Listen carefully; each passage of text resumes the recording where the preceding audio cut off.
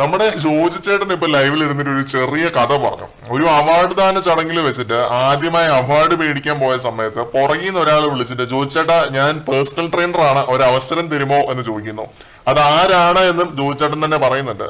ഈ സീസണിൽ ഒരു പേഴ്സണൽ ട്രെയിനർ അല്ലേ ഉള്ളൂ, ജിൻഡോ ആണ് ആ ഒരു വ്യക്തി. ജിൻഡോയെ ജോജി ചേട്ടന് പരിചയമുണ്ട് എന്നാണ് കേട്ടോ പറഞ്ഞത്. വന്ന് കയറിയപ്പോഴേ കെട്ടിപ്പിടിക്കുന്നതാണ് കണ്ടത്. ഇങ്ങനെ ഒരു അവാർഡ് വേദിയിൽ പോയി ജിൻഡോ അപഹാസ്യനായ കഥ പറഞ്ഞതൊക്കെ പരിചയമുള്ളതുകൊണ്ട് തന്നെ ആയിരിക്കുമല്ലോ. അത് നമുക്ക് ആദ്യമേ എനിക്ക് മനസ്സിലായി രണ്ടുപേർക്കും തമ്മിൽ പരിചയം ഉണ്ടെന്നുള്ളൊരു കാര്യം. ജിൻഡോയും ഈ ഒരു സിനിമയിൽ ഉണ്ടാവേണ്ടതായിരുന്നു എന്ന് ജോജി ചേട്ടൻ വെളിപ്പെടുത്തുന്നുണ്ട്. ബിഗ് ബോസിലായതുകൊണ്ട് മാത്രം ജിൻഡോയ്ക്ക് ഒരു സിനിമ അവസരം നഷ്ടമായി എന്നൊക്കെ പറയുന്നുണ്ട്. അതുപോലെ ജിൻഡോ ഒരുപാട് തവണ റിജക്ട് ചെയ്ത് വിട്ട കാര്യമൊക്കെ പറയുന്നുണ്ട്. ആക്ടിങ് ടെസ്റ്റ് നടത്തിയിട്ട് ശരിയാവാഞ്ഞിട്ട് അഭിനയിച്ച് ശരിയാവാത്തോണ്ട് പുറത്താക്കിയതാണ് എന്നൊക്കെയാണ് പറയുന്നത്. പിന്നെ ജിൻഡോ ഇവിടെ വെച്ച് കണ്ടതിൽ ഒരു അത്ഭുതവും ഇല്ല എന്ന് വെളിപ്പെടുത്തുന്നുണ്ട്. ഞങ്ങളുടെയൊക്കെ ഭാഗത്തു നിന്നും എത്ര അവഗണന കിട്ടിയിട്ടും ജിൻഡോ തോറ്റ് പിന്മാറിയില്ല, അതാണ് ഇൻസ്പിറേഷൻ എന്നൊക്കെ ഭയങ്കര മോട്ടിവേഷൻ തരുന്ന രീതിയിലുള്ള കാര്യങ്ങളൊക്കെ ജോജി ചേട്ടൻ പറയുന്നുണ്ട്. അങ്ങനെ ആകെ മൊത്തം ജിൻഡോയെ വലിയ കാര്യമായിരുന്നു ജോജി ചേട്ടന്. പിന്നെ സാഗറാണെങ്കിലും ലാസ്റ്റ് പോകുന്ന നേരത്ത് പമ്പ് ചെയ്ത് നിൽക്കുക എന്നൊക്കെ പറയുന്നുണ്ട്. സാഗറിന്റെ മറ്റേ ടിപ്പിക്കൽ ഡയലോഗ് ആണല്ലോ, പമ്പ് ചെയ്ത് നിൽക്കുക.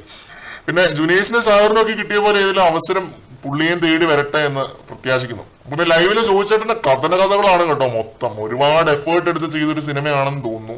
സംസാരിച്ച ഓരോ വാക്കിലും ആ ഒരു പെയിൻ അത് ശരിക്കും കൺവേ ആയി.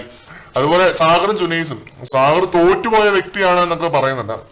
പുള്ളിക്ക് ആ ഒരു പ്ലാറ്റ്ഫോമിനോട് എന്തുമാത്രം ഒരു ഇഷ്ടം ഉണ്ടായിരുന്നു എന്ന് സാഗർ വീണ്ടും തെളിയിക്കുന്നുണ്ട് കേട്ടോ. ഒരിക്കലും സാഗർ തോറ്റുപോയ ഒരു കണ്ടസ്റ്റന്റ് ആണ് എന്ന് ഞാൻ പറയത്തില്ല, അൺഫെയർ ആണെന്ന് തന്നെയാണ് അന്നും പറഞ്ഞത്, അത് നമ്മൾ ഇന്നും പറയുന്നു. പിന്നെ ജുനൈസിന്റെ ഫേസ്റ്റ് മൂവി ആണെന്നാണ് തോന്നുന്നത്. പോസ്റ്ററിൽ മറ്റേ വാസുവണ്ണൻ ലുക്കിലൊക്കെയാണ് വന്നിരിക്കുന്നത്. നമ്മളൊക്കെ ഒത്തിരി ട്രോൾ ചെയ്തിട്ടുണ്ട് ജുനൈസിനെ.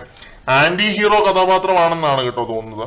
ജുനൈസും സിനിമയിൽ തകർത്തിട്ടുണ്ട് എന്നാണ് തോന്നുന്നത്. രണ്ടുപേരും തകർത്തിട്ടുണ്ടെന്നാണ് ജോജി ചേട്ടൻ പറഞ്ഞത്. എന്തായാലും ഇതൊക്കെയാണ് ലൈവിനകത്ത്. ഇവർ വന്നു, സിനിമയുടെ മോഷൻ പോസ്റ്റർ ലോഞ്ച് ചെയ്തു. പിന്നെ ആ ഒരു നായിക നടി, പുള്ളിക്കാരിക്ക് സംസാരിക്കാൻ പറ്റില്ല, അതുപോലെ ചെവിയും കേൾക്കാൻ പറ്റില്ല, അപ്പൊ ഇന്റർപ്രറ്ററൊക്കെ ആയിട്ടാണ് വന്നത്. പുള്ളിക്കാരിയും തകർത്തിട്ടുണ്ടെന്നാണ് തോന്നുന്നത്. അങ്ങനെ കുറെ പുതുമുഖങ്ങളും ഒക്കെയാണ് ഈ സിനിമയിൽ അഭിനയിച്ചിട്ടുള്ളതെന്നാണ് ജോജി ചേട്ടൻ പറഞ്ഞത്. അപ്പം കുറച്ച് സമയം ഇരുന്നു, എന്നിട്ട് സംസാരിച്ചു, എന്നിട്ട് പുറത്തേക്ക് പോയി ലൈവിനകത്ത്. കൂടുതൽ അപ്ഡേറ്റുകളുമായിട്ട് വീണ്ടും കാണാം.